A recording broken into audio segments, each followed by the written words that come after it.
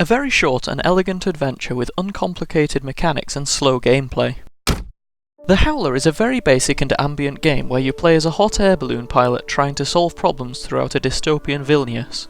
The concept is very simple. You control the vertical movement and the screen is split into different wind streams which provide the horizontal movement.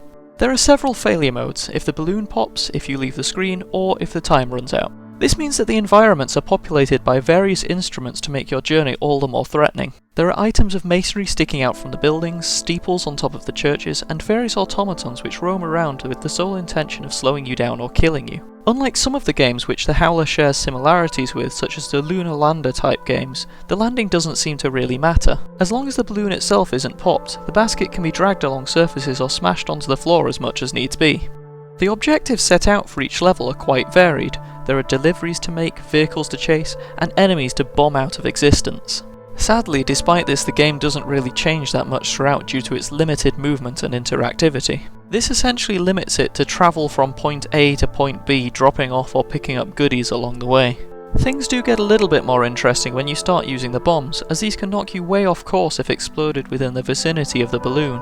Without a shadow of a doubt, the strongest feature of the entire game is the steampunk art backgrounds, which were entirely hand-drawn. Some of the images are particularly striking, such as the giant wolf with blood-stained mechanical jaw which opens up as you approach it. A lot of the meaning behind this went over my head, as I couldn't really follow the story of the game since the text tells you so little about what is happening, but this could be because it ties in with a novel called Hour of the Wolf. The controls are almost entirely done with a left mouse click, with the exception of dropping bombs, but it can also be controlled using voice activation, which is an interesting mechanic. The Howling also had a mobile release, and I suspect that it would suit this platform much better as it was very basic, and I suspect that the voice control was a carry across from this. The game ran fine from start to finish, and the only minor bug that I saw was the occasional bomb didn't explode, despite landing in exactly the same way that it had before. Somewhat disappointingly, the PC version only runs on a very small screen, with no options to increase this, which fortunately doesn't really detract from the game.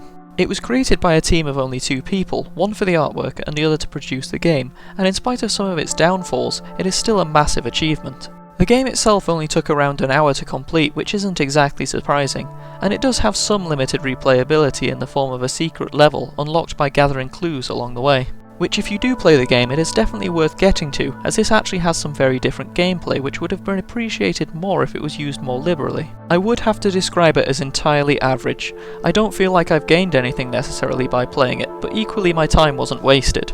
I would also like to argue that the Steam store page description is slightly misleading by stating that the game is ultra challenging. Once you have failed at most twice, you quickly learn the pitfalls along the way, and it's actually very easy going. It is a very casual game, and I would advise if you're interested you would be better off getting it for a mobile device.